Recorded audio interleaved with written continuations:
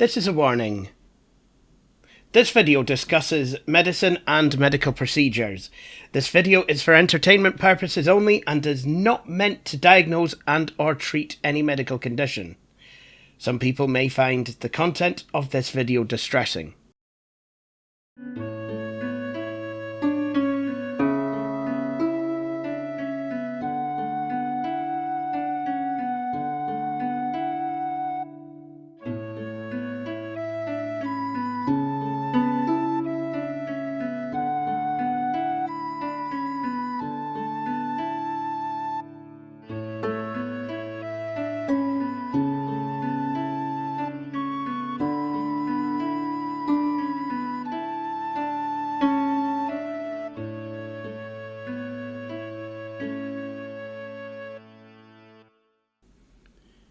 Well, hello everyone, welcome to this video. I am the Flying Scotsman, and today we are going to be looking at another piece of edutainment software. But, as is often the case, because I like to blether on, we're going to have a wee bit of context. So, when I was a kid, I desperately wanted to be a surgeon. And because of that, any kind of media or anything that I could get my hands on that would that would actually teach me things about surgical operations, I was all for it. And not just that, I was kind of really interested in healthcare just anyway, even, if I did find some of the stuff a bit, kind of less interesting, some stuff less interesting than others. I remember, for example, I was away with my parents on holiday and I found a first aid book, and I spent quite a lot of that holiday reading from that first aid book when I was about 8 years old. It was quite an old first aid book, actually, because it would refer to the patient as a victim, which I kind of thought reminded me of Snow White when the Queen's reading she's reading the directions for, poisoning the apple. However, I did get to spend a lot of time in the Thackray Museum in Leeds. It was and what that is the medical museum, Thackray's Medical Museum. And that museum had a lot of different exhibits that not only talked about healthcare today, but also about healthcare as it was throughout the ages. And one exhibit that, that fascinated me at the time was it was basically a wee kind of cinema type thing, and you'd go in and every 4 minutes or so it would play the same film. But what the film was a reenactment of it was part of a reenactment of a leg amputation on a young girl who'd got her leg caught in factory machinery when she was working, because of course back in the day you would have actually had to, a lot of kids would have worked, from quite a young age in quite dangerous factories around dangerous machines, because that's kind of how it was. So this film would show the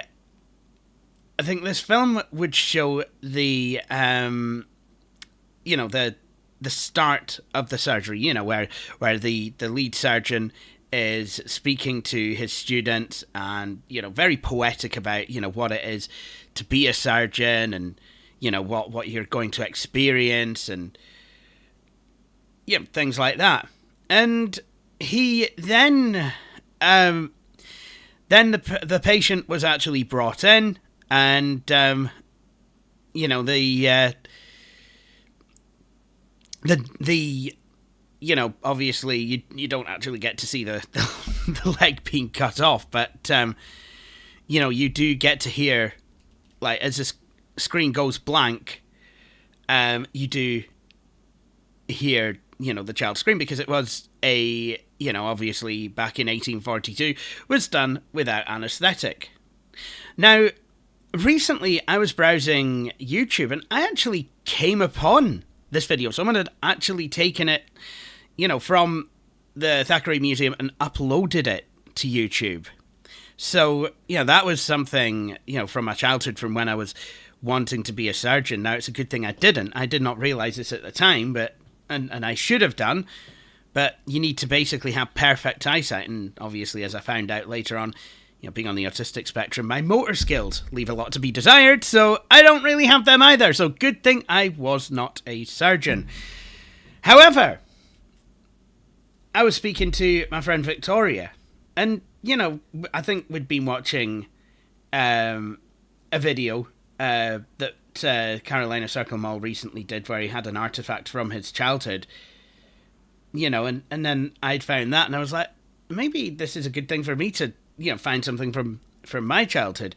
You know, I've always found it interesting. I've always been fascinated by, you know, not just the surgical process, but by, you know, healthcare as it was back in the day, because, I mean, it really, there was a lot of disease going around, especially during the Industrial Revolution, and, you know, a lot of people died, and there was a lot of, yeah, there was a lot of shots in the dark concerned, where you know, kind of healthcare is concerned. There was a lot of, like, shooting in the dark. There was a lot of guesswork, and there was a lot of people trying to sell quack cures.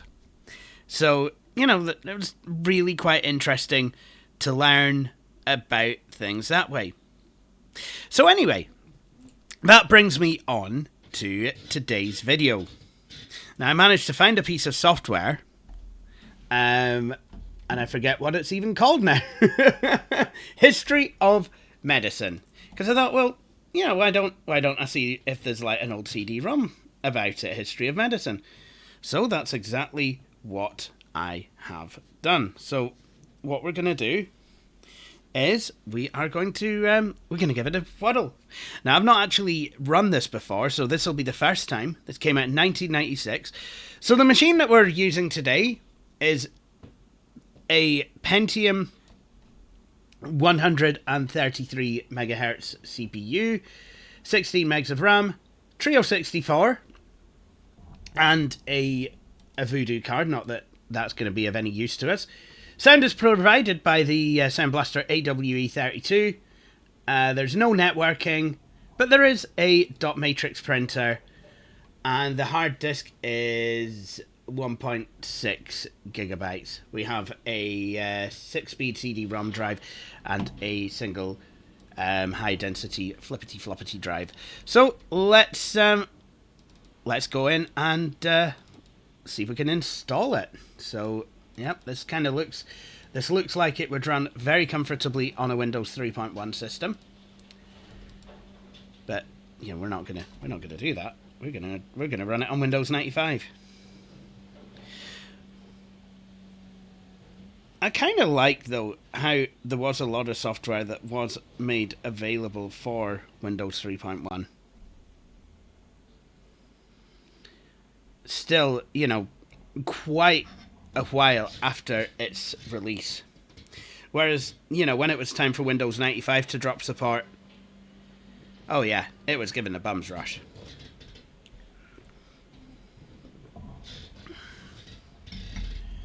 Okay. To achieve the best performance from your flag tower title, the setup program needs to make changes to the config and system.ini. Okay. I don't see why that is a thing, but okay, we'll do that. We're gonna have to reboot. So let's see what is going on. Oh, and there we go. It's definitely a Windows 3.1 program. It wanted to restart Windows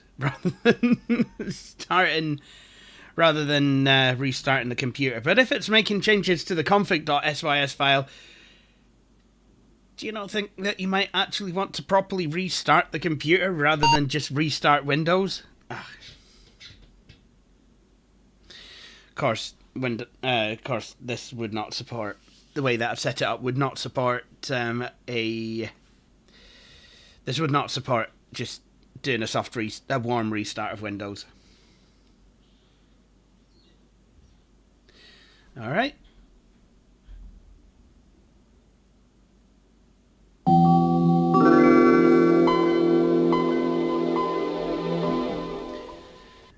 Okay. I don't know why it's put something in startup. Welcome to Flag Tower. A History of Medicine is just one of an extensive range of interactive documentaries that are now available. So we've got World War I, World War II. That's good for my friend Izzy, who you all saw in 2020. The Space Race, War in the Pacific. Ooh. The Unexplained. Great Generals of the 20th Century. Okay. I don't want this. Is this going to now start up with my computer every time? Because I don't want it. Like, what even is this? Oh, it's taking it away again. You put something in my startup folder just so you could advertise stuff when my computer was switched on. Ladies and gentlemen, the start of what we know now as prolific advertising in software. Anyway, let's see if this is any good. Flag Tower advert. Really? Who? Yeah. Let's just go to History of Medicine. Let's just see what it's about.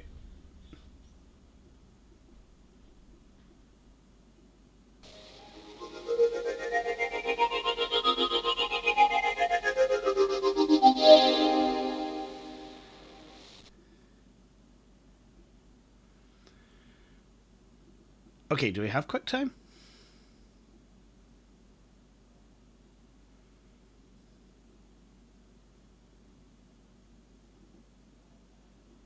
Now this does actually come on 2 discs. So there we go. So this is also saying, this is not intended, to treat, cure any, kind of diagnose or treat or what have you, any medical condition. So we've got different volume levels. So I'm guessing level 1? A History of Medicine. Thanks. Oh, please choose a volume level you require by clicking on an icon. Welcome to Flag Tower's interactive documentary, A History of Medicine. If you want to skip this introduction, you can start the program straight away by just clicking the mouse at any time. The introduction will briefly explain what you will find in the program and show you the controls for moving around. Don't worry if you can't remember them all. Once you're in the program, you can always select the control icon, which you will find at the bottom right of the screen to replay this introduction or to see a summary. And now to the program and what you'll find in it. And now to the program takes you and what you will find through in it. different ages, describing the beliefs of the times about the body and how it worked and could be healed, the illnesses and epidemics that have characterized each period of history, the major scientific discoveries in each era, and the extraordinary people who have contributed to the search to understand, treat and prevent illness. These are the overviews. They set the scene for the stories. In these you will find out about the painstaking dedication, the breakthroughs, the mistakes, the eccentricity, the genius, the betrayal, and sometimes the persecution of those who played a part in the development of medicine as we know it today. You will find the stories when you're in the overviews. In the viewpoints, you will hear from experts in the history of medicine who give their views on some of the more interesting specialist topics. Yep. And there are stories associated with these too. Okay.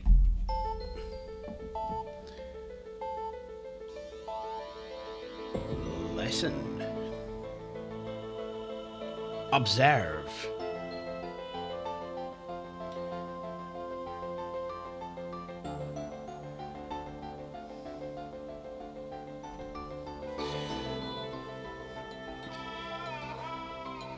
Is this a BBC One documentary from 1996? I would say so, but that is quite clearly in widescreen format. I don't know many people who had a widescreen TV back in '96. Yes, I know they were available. Alright, okay. So, eras, viewpoints. Let's have a look at eras. Science and technology. Okay, let's have a look at 19th century. We're going to have a look at surgery, because that's what I was into. The 19th century saw the beginnings of a new age of discovery. Is all prepared? Is he secured? A patient preparing for an operation was like a condemned man preparing for execution. Gentlemen, let us commence. Surgery at the beginning of the 19th century was no laughing matter. If patients survived the pain and trauma, then infection usually killed them. Yep. This suffering and the appalling mortality rate led to the search for pain relief and infection-free surgery. Yes, it For did. centuries, people had attempted to numb pain by taking crude formulations of opium or mandrake, or just getting plain drunk. Progress required something better, more scientific. In 1799, the analgesic qualities of nitrous oxide, or laughing gas, were discovered. Followed soon People would go after to by frolics ether to and try then these things chloroform. out. Although Essentially some get high. used the new discoveries for very unscientific purposes.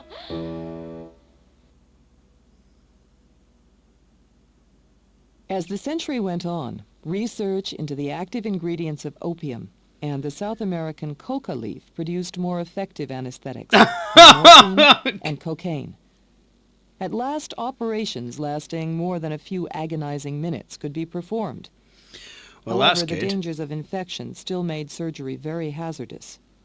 Anyone setting foot in a hospital for surgery was exposed to more chances of death than was the English soldier on the field of Waterloo. Think about that. Doctors and nurses. So I'm thought thinking nothing this of is, marching into it literally theater is an unwashed, interactive documentary. straight It's from like the a TV dissecting program table. that you can decide what you want to be, what you want to watch. It wasn't until 1865 that the first successful operation using antiseptic was performed by the British surgeon Joseph Lister on the broken leg of 11-year-old James Greenlees. Suddenly, mortality was dramatically reduced. But although Queen Victoria personally recommended Lister's method, others in the medical establishment bitterly resisted any change. Yeah. Despite many such obstructions, the spirit of experimentation. Do you know there was and actually inquiry issues? continued. There was actually Many issues surgeons, with scientific advancement anesthesia. as well as You know, personal people gain were in their saying hearts, that, you know, the attempted sooner a new man operations, screaming, often you know, on their female screaming for his patients. life rather than sinking listlessly into the pillows. With the scarcity of bodies, alive or dead, on which to practice, there soon grew an industry of body snatchers. Oh my Gangs goodness! who, for a price, would supply bodies they had dug up illegally. The scientists and surgeons of this era, despite all the self-interest and resistance to change, created many of the anesthetics and surgical procedures that form the basis of modern medicine. So I have to say that this CD set, it is a 2-disc set, so it looks like it has a lot of content, and it does. But I think this one is more of a watching one. You can tell by the muted colours, by the more serious tone of the music, that I think this wasn't aimed at children. This was very much aimed at adults. And it's more educational than entertaining, so I would have probably loved it, even at 9 years old. I'd probably gotten bored of it. I'd have probably watched the same bits over and over and over again and never touched some of the other parts. Like, for example, at 9 years old, I would have never thought to click on plants and healing. Whereas now, you know, I keep an aloe vera plant. As for, you know, just something to look at and to learn from, you know, just because you have an interest in it. Genuinely think, even today, if you wouldn't be able to get it running on Windows 11 because it's a 16-bit program. But I certainly think that if you've got a Windows 95, 98 box, or even maybe an XP box, maybe it'll run on that.